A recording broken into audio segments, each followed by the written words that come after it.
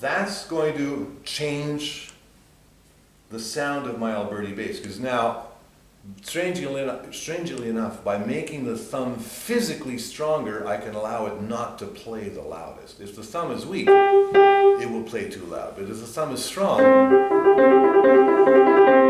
it can control its sound, because it knows how to stand up and not fall in. And when you're not falling in, you're not making an unintended accent. Yeah? So then I add a musical element, and then it gets really interesting. Because an Alberti bass, from a musical point of view, is actually not boring and stupid and infantile, but one of the very complex musical structures that we have in the repertoire. Because there are 3 levels of rhythmic activity in even the simplest of Alberti basses. There's a quarter note, and then behind that there's an 8th note. And then behind those two, there's a 16th note, a level of rhythmic activity that goes at the 16th note. So what if you could play an Alberti bass and keep those 3 levels aware, like keep yourself aware of all those 3 levels in your mind, in your ear. So this one's the loudest, this is the next loudest, and this is the softest. So there are variations on it, but even if you're listening for those 3 and trying to look for them, then all of a sudden the sound is different, the musical experience is very different. So again, we've married physical structure and the way our physical structure functions to musical structure to create a synthesis of the physical and the musical. Does that make sense to everybody? Yeah, okay, yeah. The Chopin Nocturne example, you could hear the difference, makes sense. Any other repertoire things, like something that we all run up against, big chords, for instance.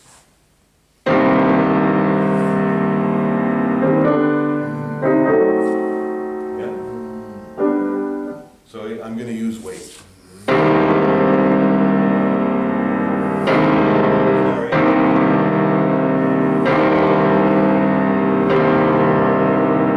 Okay, now I'm going to use a standing structure.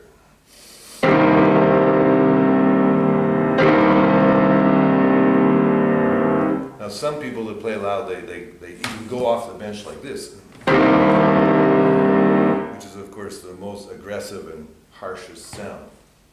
So, okay. The third one is out of contention. That sounded bad, we know. But did anybody prefer the first one, the weighted one, to the second one, which is the stand-up one? I prefer forte piano, so my technique is different. Forte piano is going to be a completely different technique again? Yeah, because I try to go away directly. So. Away directly? Directly forte piano. Oh, I'm really careful. But that's it is the chord of pathétique. But that's the variation of a stand-up.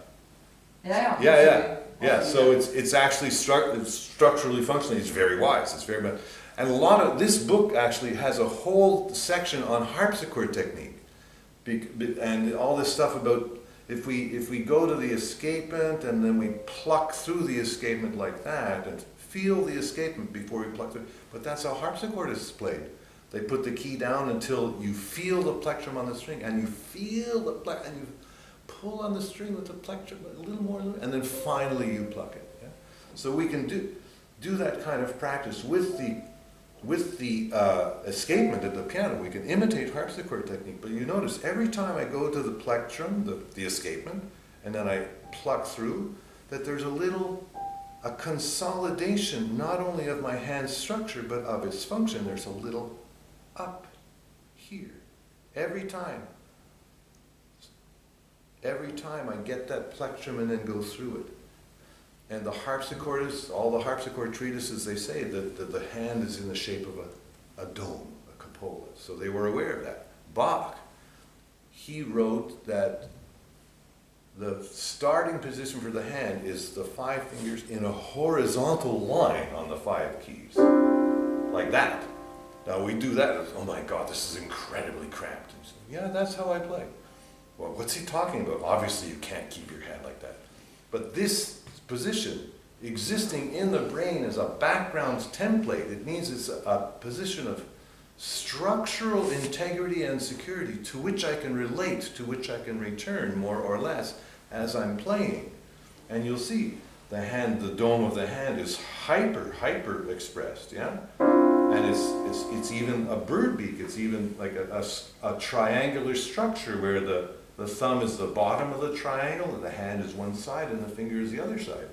So of course we're going to play, but as a starting point, that's going to maintain this structural integrity of the hand, where if I empty out the arch structure, if I allow that to drop, that's like a singer losing the focus in the vocal cords. So the vocal cords are focused, and now there's air in the voice, and now there's no air in the voice, and now there's air in the voice. And the harpsichord's first exercise is a slow trill, which is done not by moving the fingers, but by keeping the fingers stable and moving the wrist only.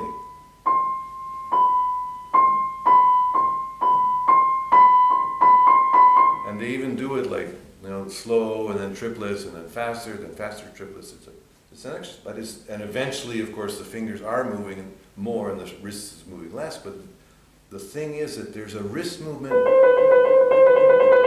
It's never just fingers without the participation of the wrist and the arm. And when that wrist is there, not just relaxing and making everything lyrical, but as an agent in helping to move the key not with weight but with direction, then the hand very naturally attains its arch structure and maintains it not stiffly but functionally. Yeah?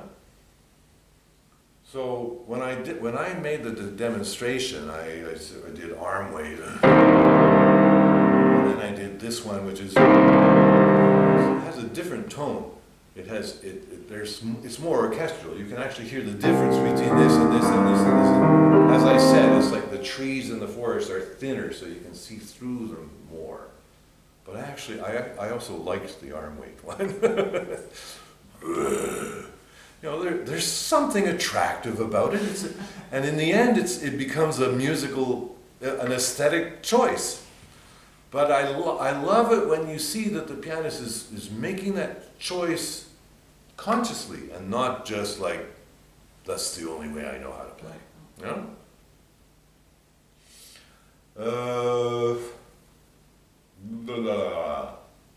Passage work.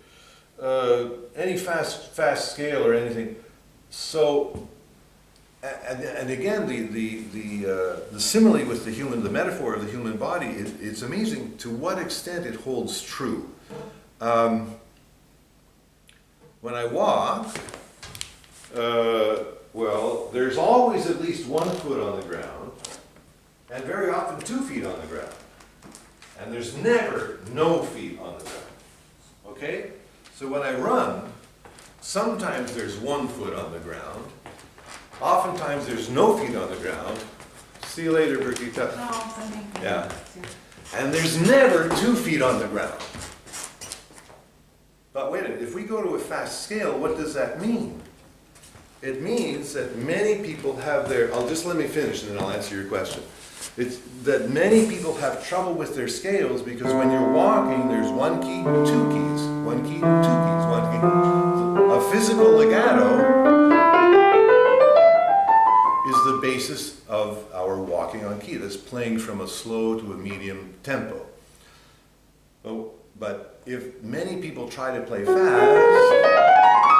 and they try to maintain that relationship with the key, play legato. So it's probably true. We should really do some, get the electronic sensors and measure it. But when I go to that, I'm probably running the same way that it's running with the whole body. That means that instead of at least one key and sometimes two keys, well, it's sometimes one key and sometimes no keys. So this sounds like staccato, but when you go really fast, you can't hear that there's space between the notes. But it sounds very even, and there's a certain articulation, and that articulation comes from having practiced legato to feel the even transfer, and even practicing without overholding to make sure that there's never an unintended fall, but it's always a stand, stand, stand, stand, stand. A connection, a series of standing actions connecting. But now,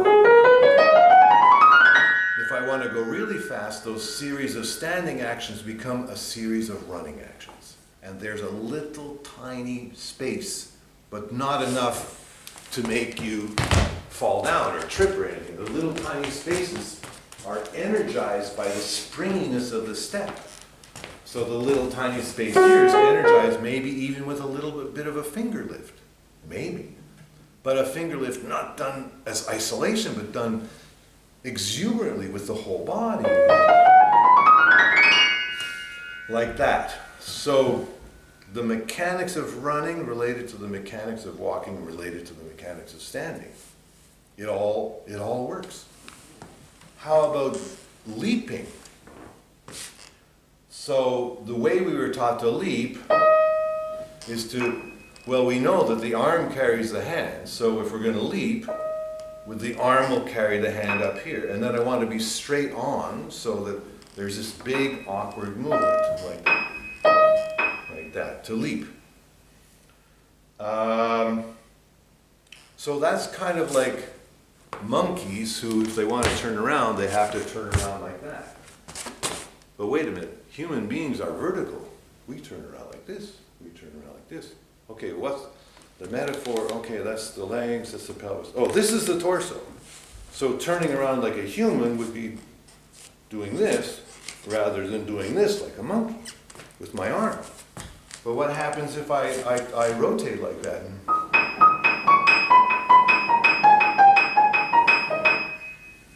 All of a sudden, I can play all those big leaps in Campanella with and never miss. Because this, no wonder I'm missing. Yeah. Whoops, I said never miss. God punished me. Made me miss. Again. So you rotate, and all of a sudden, it does not feel like a leap. It doesn't feel like a leap at all. It just feels like a little rotation. Now it's very, very strange because what you have to do to achieve it is that you have to turn your hand over and you put your fifth finger up like that. So the thumb is pointing one way, the fifth is pointing the other way, and the middle fingers are like vertical, like this. That's really weird. You try to give a new piano student this kind of a thing, and they're going, what? But when I turn the hand over like this and put the fifth to the outside, my thumb, if I do an arc movement like that, a rotation movement, it feels, look, it's actually, if you're up here, you can see it's far away from this note, but it feels close because it's such a simple movement to get there. So if you watch really top flight pianists on YouTube or whatever, you'll see that the really good ones, they're doing this instead of this. So it's a very practical application of the skeletal dynamics of the piano somatics approach applied to the repertoire to make something not only much easier to play, but it sounds better. Now, you had a question, and I just blah, blah, blah, blah, and I didn't answer your question. What was your question? No, you said something and I wanted to say what it is. You said like... Oh yeah, what's the difference between walking and running? So if I want to go very fast, how am I going to do it? By keeping walking. And what was your answer? No, I want to say that we are... I forget what I want Oh no, I'm so sorry. I'm sure it was something interesting. Yeah. Okay, well, if it comes back, let me know. Yeah. Yeah. Anything else? What other interesting repertoire problems do we have? Any counterpoint? Yeah. How about the octave jumps? Octave jumps. Yeah. Yeah. Great.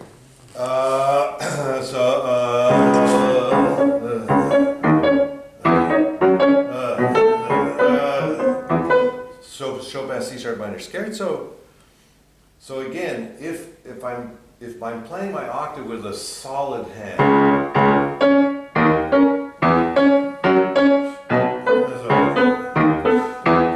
then my arm has to sort of go down, up, down, down, up. Well, it's because my arm and the hand is such a solid unit that the arm is again involved in moving the key rather than simply joining the keys. So that's the underlying thing that makes them feel awkward. So if I learn to play my octave, for instance, I could slide in and then I could grow the hand structure.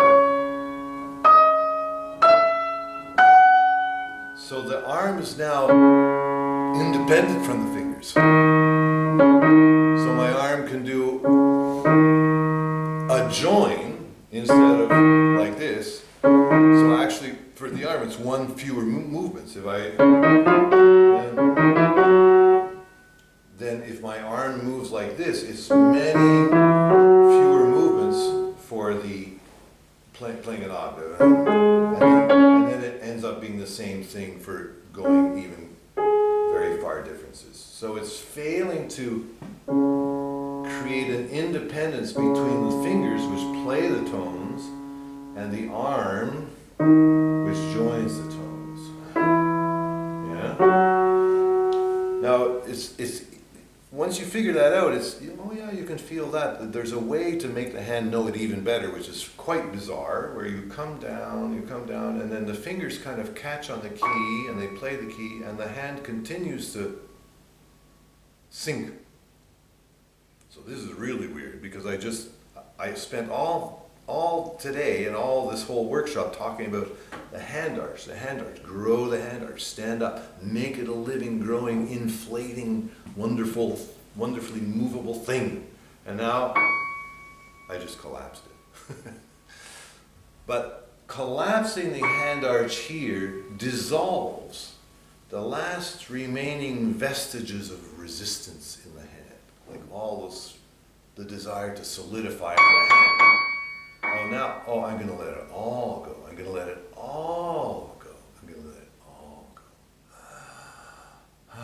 And then all the intercostal muscles of the hand are completely free to move. Once I'm down there, I could go like that, and then I could roll the hand this way and that way while holding on to the fifth and the thumb. So the octave is there, but the entire hand is so movable, so fluid, so free. And then the next time I grow it again, it's going to feel even more flexible and free. So I'm going to have, and then I'm going to have even more snap. So that's the kind of thing that gives snap to octaves. And Horowitz said, I play octave from east.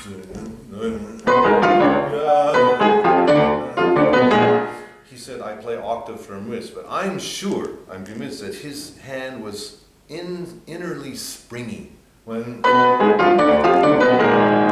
he was doing those octaves. His subjective experience was playing them from the wrist, but his hand was not a rock. His hand was not totally solid. Because it gives too ugly a sound. There's a certain snap in there, and the snap can be cultivated by doing this weird hyper-differentiation kind of an exercise.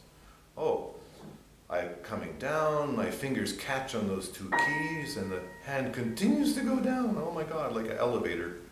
And this is the elevator shaft. And then I get to the bottom and I turn it. Next time I grow it, it's going to feel even better. So does that answer your question about octave leaps? Yeah. Yes and no? Yeah, I was actually having in my head also the problem, which I personally have, simply that I have a rather small hand, and then how exactly to grow this if you're just trying to reach it somehow. Very good question. Very good question. It's not the actual shape that's important. So now I'm going to grow that shape. But the instant I started, like the first micromillimeter, before I ever grew it, but I just started. Already all those muscles are engaged. They're not let go. They're engaged. Now if I just do that first micromillimeter, I feel the muscles, But then my hand is small, so I can do it for I'll do this. And, yeah, so now my hand's like your hand, or the octave, right? Maybe even more so. So I go here, and if I even just begin to grow it, I felt my elbow let go. I just do this a little bit, just the tiniest bit, and the body resets. It's movable. It's movable because if I stiffen my hand and fall into that octave, then the body stiffens too, to support that stiffness. It's got to compensate. My body can let go because the hand let go. It moved into a functional movement. So I'm doing that. The grasping action is there, but it's modified to suit the circumstances. So what you'll see many people with a small hand do, they'll play the octave and it'll with the wrist up like that. Because you maintain some sort of flexibility and you get structurality by sort of jamming it down this way. So many times people come to me and they have a problem, and then you see, well, that's how they're playing the octave. Some people, not only they get away with it, they do it well. I think Yujia Wang is one who she tends to play like this sometimes. And I looked at it at first and I said, it doesn't look very functional. And I look a little more and I hear, it sounds fantastic, and she seems to not have a problem with it. So she's managed to make this kind of a position functional. So it's possible. Like, it's a skeletal structure, and that's one possible way of using it. Because when she does it, it doesn't over-collapse, it doesn't over-relax, it doesn't go down into this inert, dead kind of problematic state where the body is tensing to compensate for the deadness here, yeah? No, she's very alive as she does it, yeah? But if she could make this tiny little adjustment, so she's playing it like this, I'll do it like this.